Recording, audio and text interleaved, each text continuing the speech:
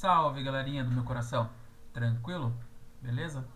Vamos começar então mais uma aula de física aí e um pouquinho de informações para vocês aí. Bom, nós vamos começar com termologia e termometria, certo? Vão ser duas aulas de termologia e termometria.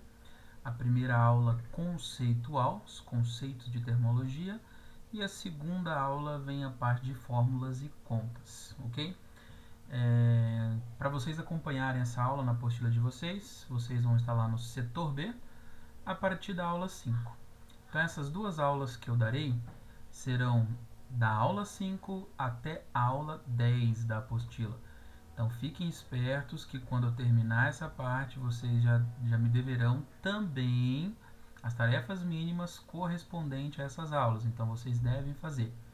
Fiquem tranquilos no seguinte quesito, nós resolveremos listas de exercícios para vocês terem base para poder fazer as tarefas mínimas, ok? Vamos lá, vamos começar então. Primeiro, o que é termologia, o conceito de termologia? Bom, termologia é isso aí que está escrito aí, que é a parte da física que estuda os conceitos ou os fenômenos relacionados à temperatura e calor, certo? E durante a aula nós vamos definir o que é temperatura e o que é calor, dois conceitos comuns do nosso dia a dia. Bem, começando com temperatura. Temperatura é a grandeza física associada ao grau de agitação das partículas de um corpo. Bom, as partículas de um corpo elas não estão paradinhas, elas estão agitadas. Para ser mais específico, elas estão em vibração. E a medida da vibração é a temperatura. Quanto maior é a vibração das partículas, maior é a temperatura. Menor vibração, menor temperatura. Na segunda aula nós vamos aprofundar nesse conceito, beleza? De temperatura. Por enquanto isso aí. Então está escrito aí, moléculas mais agitadas, nós temos temperatura mais alta. Moléculas menos agitadas, temperatura mais baixa. Certo? Beleza. Como nós medimos temperatura? O que a gente tem que fazer para medir temperatura? Bom, para medir temperatura, aí alguém vai dizer assim, o Perninha provavelmente está dizendo assim, é só usar um termômetro, professor.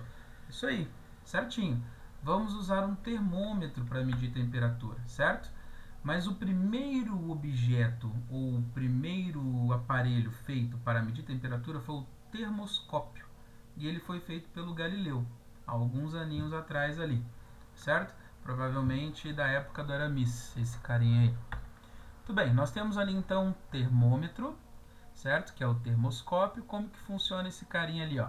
Ele tem um bulbozinho de ar, certo? Quando aumenta a temperatura da atmosfera, ele faz pressão naquele ar e aquela colunazinha azul ali, ela vai descendo, certo? Ou vai subindo.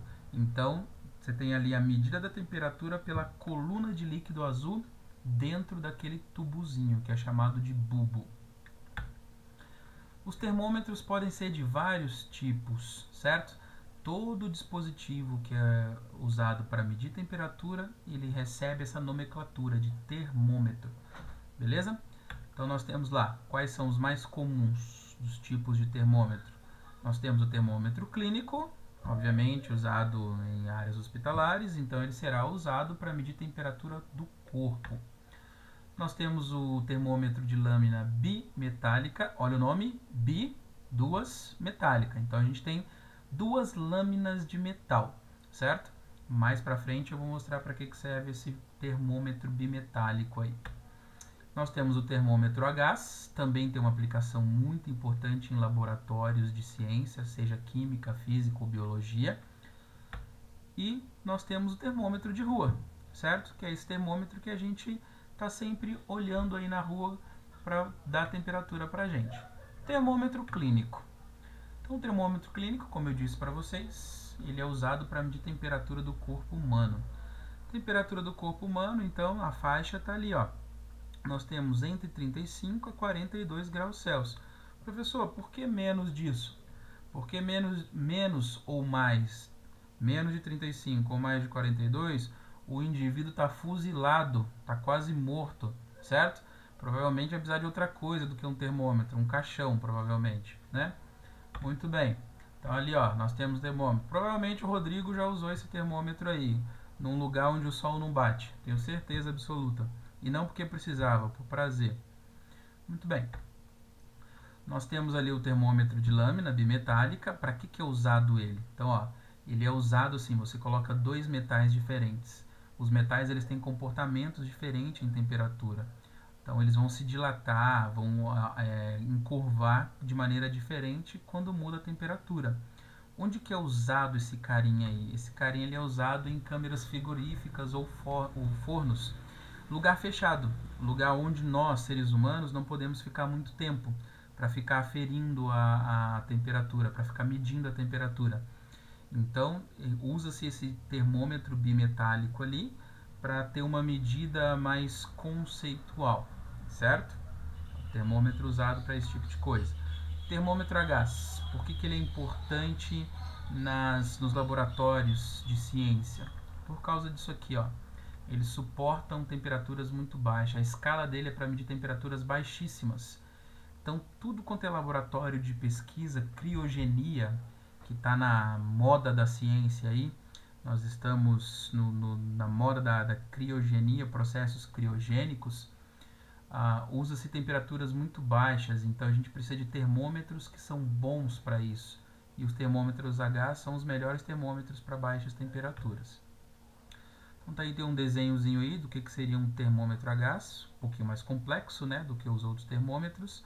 Né? A gente não precisa saber como funciona um termômetro, a gente só precisa as medidas, ok?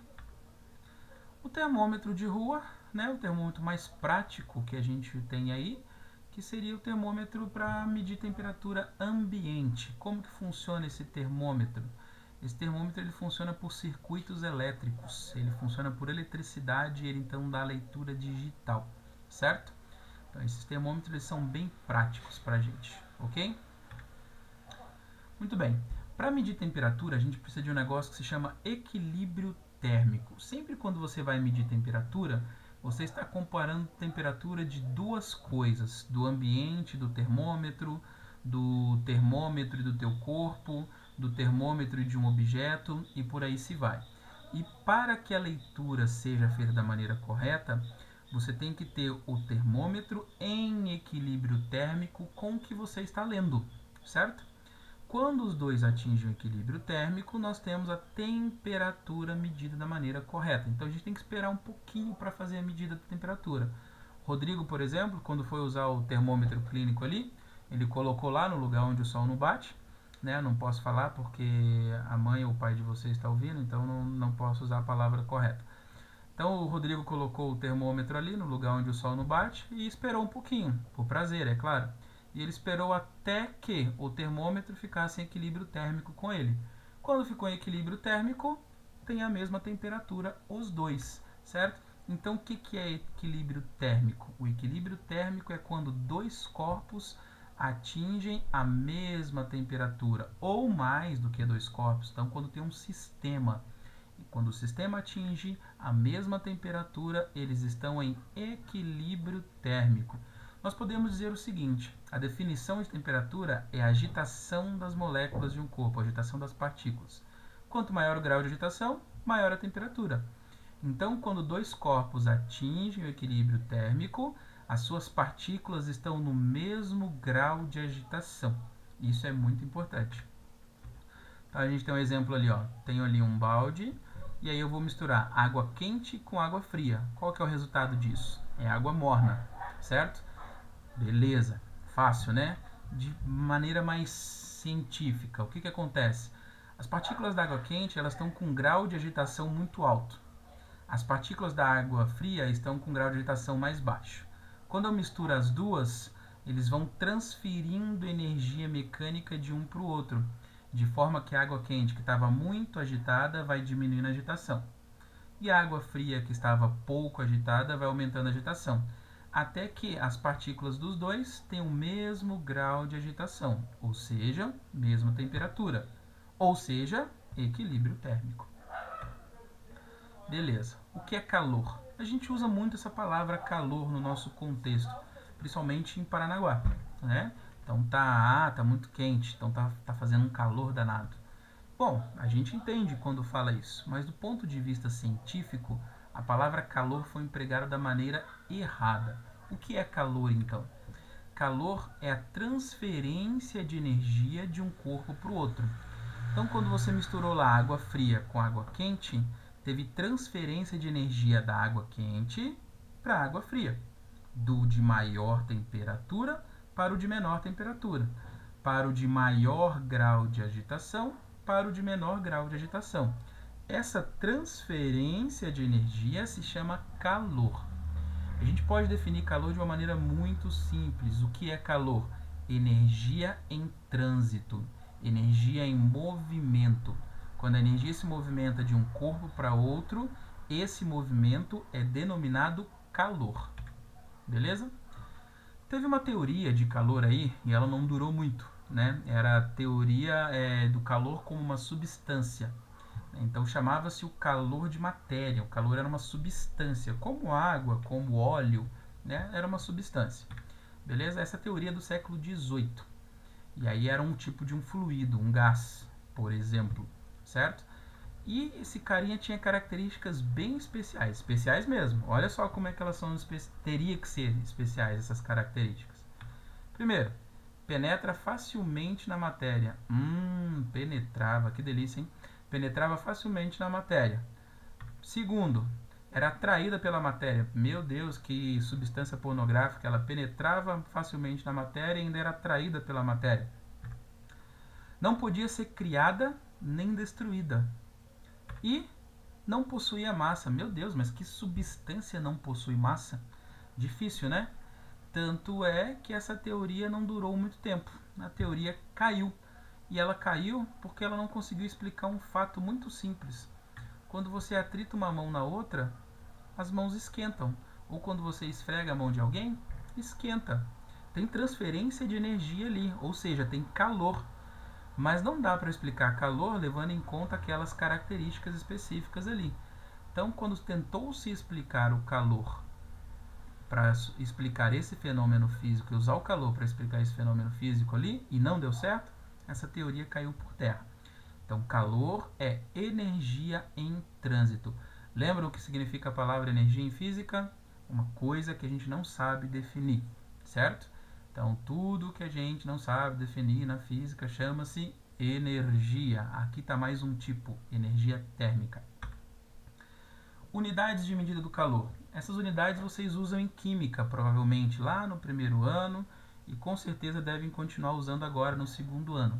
Quais são as unidades? Bom, energia é usada em joules. Isso a gente usa desde o primeiro ano. Energia é medida em joules.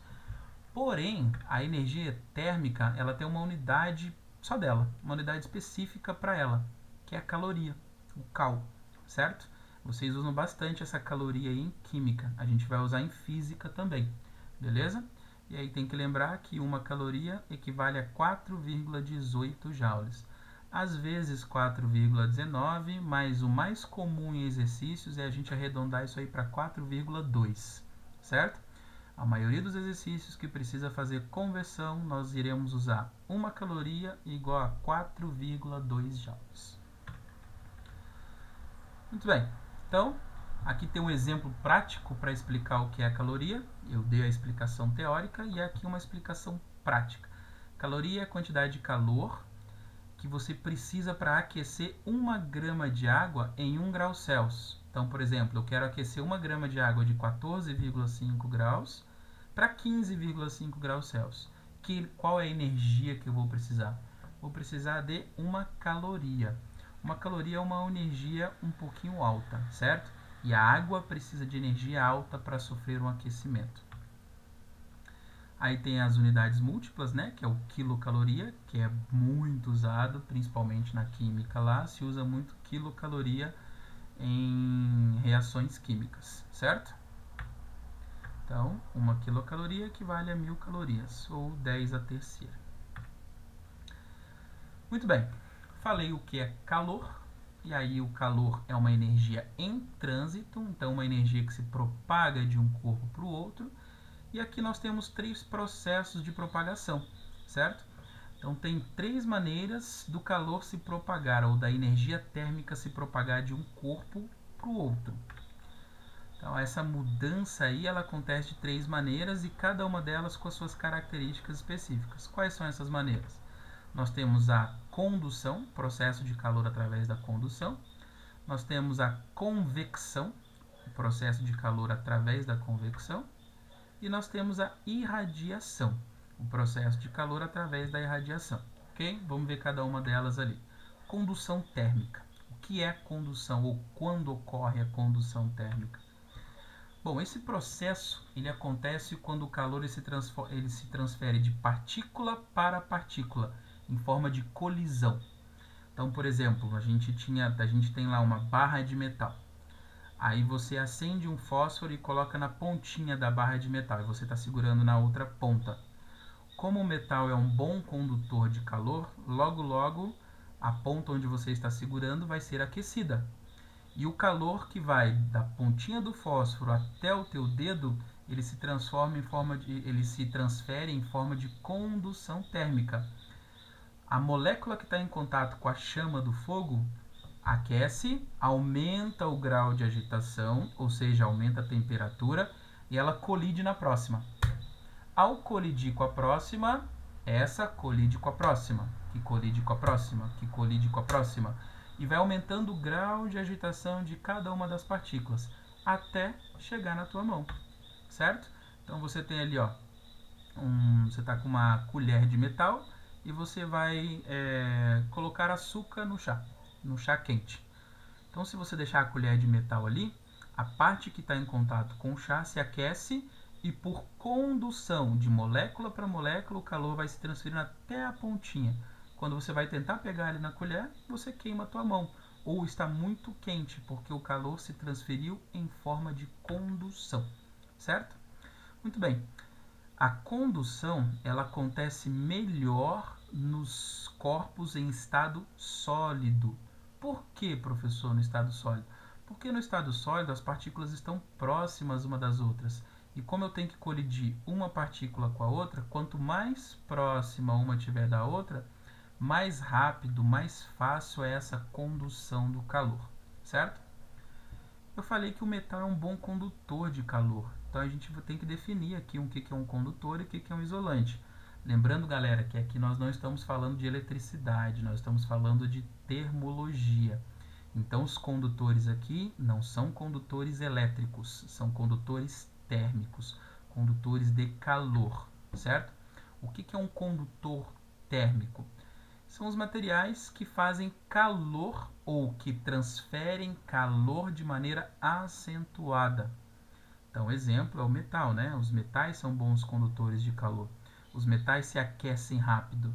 É por isso que as panelas são feitas de metal, porque você coloca a panela no fogão e ela se aquece rápido quando você liga ali a chama, certo? Quando você acende a chama, a panela se esquenta muito rápido.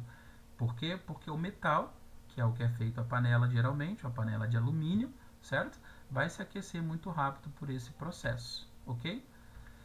Então tá ali uma panela feita de metal, se aquecendo muito rápido. O que é um exemplo de isolante térmico? Os isolantes térmicos fazem o contrário, eles dificultam a transmissão do calor por condução, certo? Tá aqui exemplos de madeira e isopor. Então, por exemplo, se eu tiver uma colher de pau e for mexer o chá ou a comida com colher de pau, eu não vou queimar minha mão tão fácil. Por quê? Porque a madeira é um bom isolante térmico. Vai demorar muito para que a colher se aqueça por inteiro, certo? E uma caixinha de isopor, né? Vou colocar alguma coisa gelada lá na caixinha de isopor para que o calor não entre, porque as paredes de isopor vão isolar o calor. Então, o isopor é um bom isolante térmico. Muito bem, esse foi o processo de condução. Só algumas aplicações além dessas aí que eu citei. Como que a gente pode dar uma outra aplicação de condução térmica? Bom, por exemplo, eu posso citar a tampa do forno do teu fogão aí em casa. A tampa do teu forno ela é feita de vidro e a pega ali é de metal, certo? Por que a tampa é feita de vidro? O vidro é um bom isolante térmico. Então, quando o forno ali, a chama do forno está acesa, ele aquece, e eu não quero que o vidro se aqueça tanto quanto o metal, porque se eu estiver mexendo no fogão na parte de cima e encostar a perna ali na parte, eu vou queimar se for feita de metal. Mas se for feita de vidro, vai demorar muito mais para sofrer um aquecimento, certo? Então a gente tem alguns exemplos. Eu vou usar o cabo da panela de borracha ou de madeira, porque borracha e madeira são bons isolantes, enquanto a própria panela é feita de metal, certo? Então são outros exemplos. Convecção. O que é a convecção? A convecção é o processo de transferência de calor que acontece em meios fluidos. O que são meios fluidos? Líquidos e gases, certo? Então, líquidos e gases, eles são aquecidos por meio da convecção térmica. Essa convecção térmica ou corrente de convecção é uma movimentação da massa, ou de líquido ou de gás. Então, exemplo, você coloca água na panela, aí você começa a aquecer. A parte de baixo da água se aquece primeiro do que a parte de cima. Quando a parte de baixo da água se aquece, ela sofre uma dilatação. A molécula fica mais leve e ela sobe. E ao subir, ela obriga a molécula que está em cima a ser levada para baixo. E aí então tem movimento da parte de baixo subindo e da parte de cima descendo. Esse movimento é correntes de convecção. Quando a parte de baixo chega lá em contato com a panela próximo à chama, se aquece, dilata, fica mais leve, sobe e empurra de cima para baixo. E fica essa corrente até que toda a água se aqueça ou chega na temperatura de ebulição. Certo? Então essa transferência ela ocorre em meios fluidos, que são os líquidos e gases. Né? Não dá para esperar que isso aconteça num sólido, né?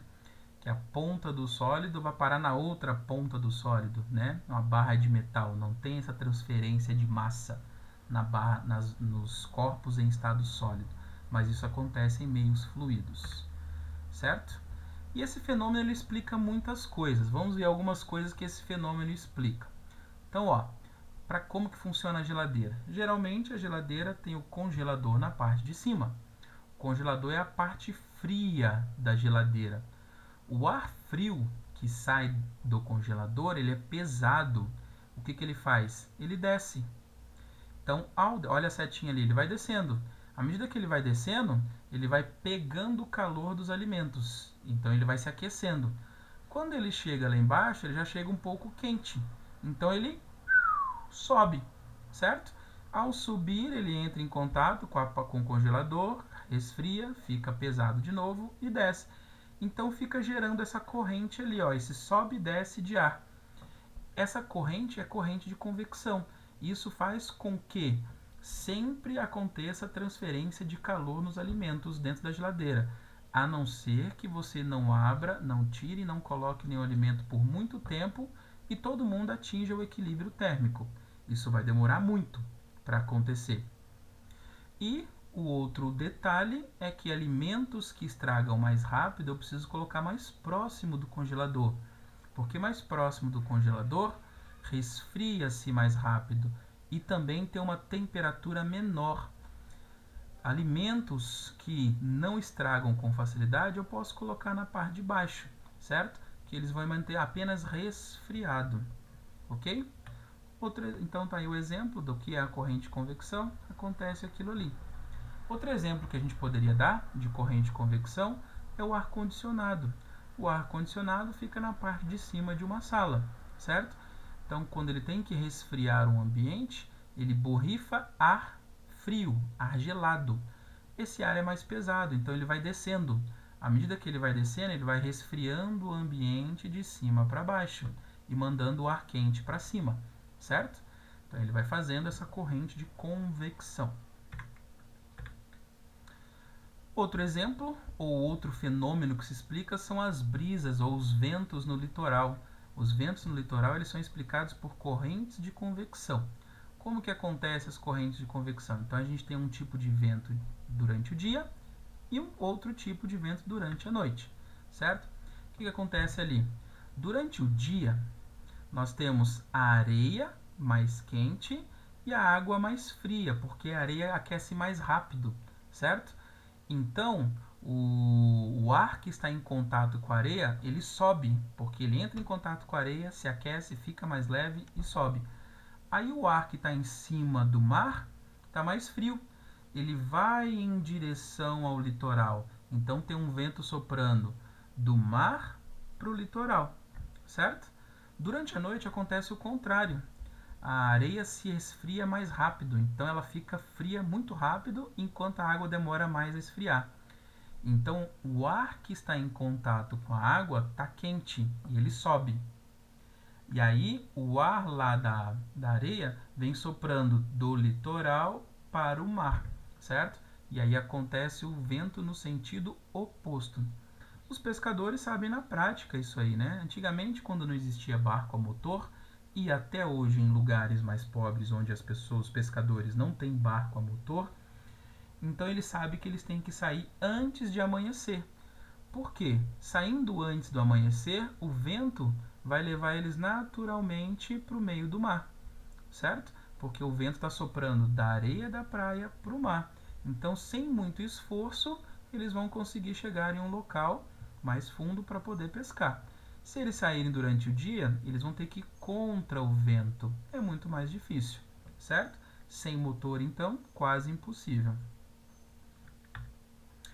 E por último, a irradiação térmica. A irradiação térmica é um processo muito importante que acontece no nosso dia a dia, certo? Está acontecendo nesse exato momento enquanto você está vendo esse vídeo, porque a luz é um tipo de radiação, está sendo emitida e você está sendo aquecido pela luz que sai da tela do aparelho que você está usando, certo? Então é uma irradiação térmica. Então esse processo é o processo de transferência de calor através das ondas eletromagnéticas. Toda onda eletromagnética é um tipo de radiação e ela propaga essa energia irradiante. Mas tem uma faixa de energia que é chamada de energia térmica, que é o próprio calor, certo? É o infravermelho. O infravermelho está ali e nós somos bombardeados por infravermelho do Sol que nos aquece, não só pela luz, mas pelo infravermelho, certo? Todo corpo que tem temperatura diferente de 0 Kelvin, na nossa próxima aula nós vamos falar sobre essa escala chamada Kelvin, emite radiação, emite calor em forma de radiação térmica, beleza? Muito bem, a energia que vem do Sol, ela vem através do vácuo. E é muito importante que exista esse tipo de processo, porque os outros dois processos, condução e convecção, necessariamente precisam de matéria, estado sólido para condução e líquidos e gases para convecção. Já a irradiação, ela não precisa de matéria para se propagar, porque é uma propagação por ondas eletromagnéticas. As ondas eletromagnéticas se propagam no vácuo. Elas não precisam de um meio material para se propagar, certo? Então nós temos ali a Terra, né? E o Sol emitindo ondas eletromagnéticas e nos aquecendo. E essas ondas passam pelo vácuo, onde não tem matéria. Então nós somos aquecidos pelo Sol através da irradiação térmica. Sem esse processo, a Terra não seria aquecida. Certo? Tem alguns materiais, como o plástico e o vidro, que eles dificultam a passagem dessa radiação. Eles fazem reflexão, eles fazem absorção desse tipo de radiação. E aí, se você quer impedir ou pelo menos amenizar o aquecimento de alguma coisa por irradiação, você usa um plástico ou um vidro. Foi o exemplo que eu dei do forno. O forno a gente usa lá a tampa de vidro. Então eu impeço que o calor saia dali por irradiação, certo? Então aí, por isso que as estufas, elas usam essas coberturas de vidro ou de plástico. Por quê? Porque em lugares muito quentes, você pode queimar a planta com excesso de radiação solar, com excesso de infravermelho. A planta ela precisa de luz para fazer a fotossíntese. Mas o excesso de onda eletromagnética, o excesso de radiação, o excesso de infravermelho pode prejudicar o crescimento, pode queimar, pode matar a planta dependendo da sua sensibilidade. Então usa-se uma estufa para filtrar essa radiação, mas deixar passar a luz, que é o que a planta precisa para crescer e para fazer a fotossíntese, certo? E também o efeito estufa, né? A gente pode colocar na aplicação disso aí o efeito estufa. Bom, o efeito estufa, muito falado aí na parte de geografia, fala-se muito do efeito estufa, beleza? Da parte física, o que a gente pode dizer ali? Na nossa atmosfera, ela tem água e gás carbônico. A água e o gás carbônico, eles sofrem aquecimento por irradiação. E aí, ao sofrer o aquecimento, eles fazem um isolamento térmico da Terra, eles mantêm a temperatura da Terra, certo? Então, o efeito estufa ele é muito importante para manter a temperatura da Terra. Sem a água e o gás carbônico, nós não seguraríamos temperatura, por exemplo. Sem a nossa atmosfera com água e gás carbônico, a gente não teria nossa temperatura. Provavelmente nós seríamos um planeta gelado. Planetas que não têm atmosfera, eles podem ser muito quentes por serem bombardeados diretamente pela radiação, não tem filtro de radiação, ou eles podem ser muito gelados, é os dois extremos. E nós, Terra, temos atmosfera e nós não temos nenhum nem outro, certo? Então a preocupação na verdade é com o aumento do efeito estufa, né? Quando o gás carbônico e a água eles são ligados com outras partículas de poluição, né? Então quando aumenta-se o grau de poluição da atmosfera, começa-se a reter mais calor do que o necessário, mais calor do que ele absorve só tendo água e gás carbônico. Então, o que vai acontecer? Vai aumentando a temperatura do planeta, certo? Então, à medida que vai aumentando o grau de poluição da atmosfera, retém-se mais calor por radiação e aumenta a temperatura da Terra. Então, vai aumentando alguns graus. Esse é o efeito estufa, certo?